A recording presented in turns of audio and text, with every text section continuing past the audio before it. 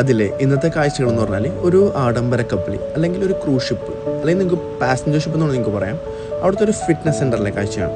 ഏതൊരു ഷിപ്പ് എടുക്കണമെങ്കിലും അതിൻ്റെ മുൻഭാഗത്തായിട്ടായിരിക്കുള്ളൂ എപ്പോഴും ഫിറ്റ്നസ് സെൻ്റർ വെക്കുന്നത്. കാരണം അത്യാവശ്യം വ്യൂയോട് കൂടി വർക്കൗട്ട് ചെയ്യുക എന്നുള്ള ലക്ഷ്യത്തിലാണ്.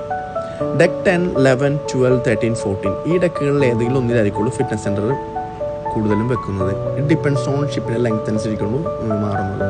നമ്മളിപ്പോൾ എടുക്കുന്നത് കാർണിവൽ ക്രൂസ് ലൈനിലെ കാർണിവൽ പ്രൈഡ് എന്ന് പറഞ്ഞ ഷിപ്പിലെ ഫിറ്റ്നസ് സെൻ്ററാണ്. കാർണിവൽ ക്രൂസ് ലൈനിൽ ഏകദേശം 27ഓളം ഷിപ്പുകൾ നിലവിലുണ്ട്. 2 പുതിയതായിട്ട് വരുന്നുണ്ട്.